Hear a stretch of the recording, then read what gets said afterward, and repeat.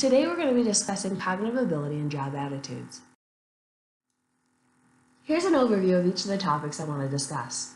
We're going to begin with a discussion of cognitive ability and its correlates, followed by a discussion of the components of attitudes, cognitive dissonance, and then job and life satisfaction.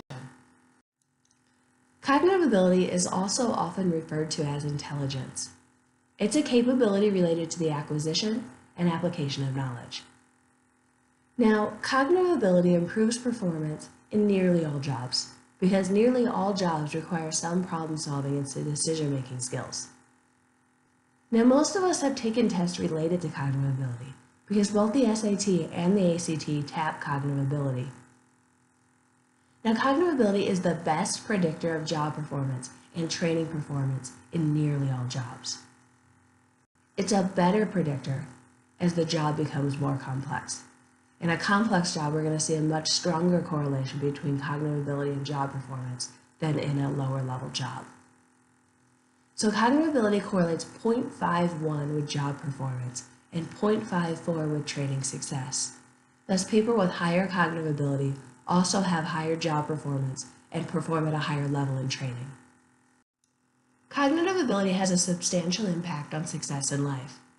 It's positively correlated with people's occupational status, occupational success, practical knowledge, and income. And it's also negatively correlated with negative life outcomes, like alcoholism, drug dependency, and truancy. The strongest predictor of a person's cognitive ability is their mother's cognitive ability. Thus, genetics clearly play a strong role in determining cognitive ability. And we see that mom has a stronger role than dad, typically because people grow up spending more time with their mother than their father. So their mother also shapes their environment.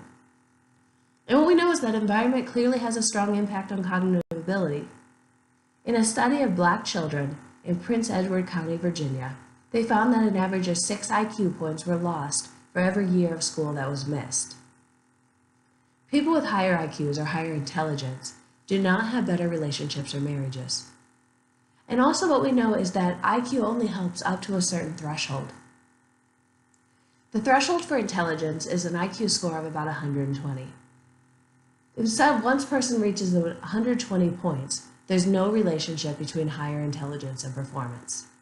So that means that a person with an IQ score of 150 is much smarter than a person with an IQ score of 120, but those additional 30 IQ points produce little measurable benefits in terms of lifetime success.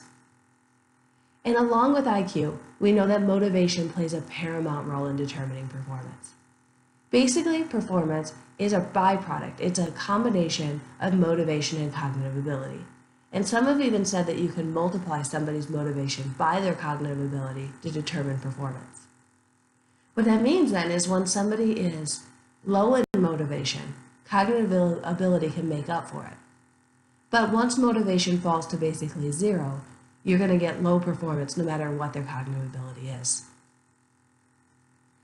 Now we know based on research evidence that people with GEDs earn lower wages than high school graduates with similar cognitive ability. And that's accounted for by differences in their motivation and self-discipline. Every semester I have students stop and ask me, what is a cognitive ability assessment? So I thought it would be helpful to actually let you take a cognitive ability assessment. Click Next underneath this video when you're ready to get started.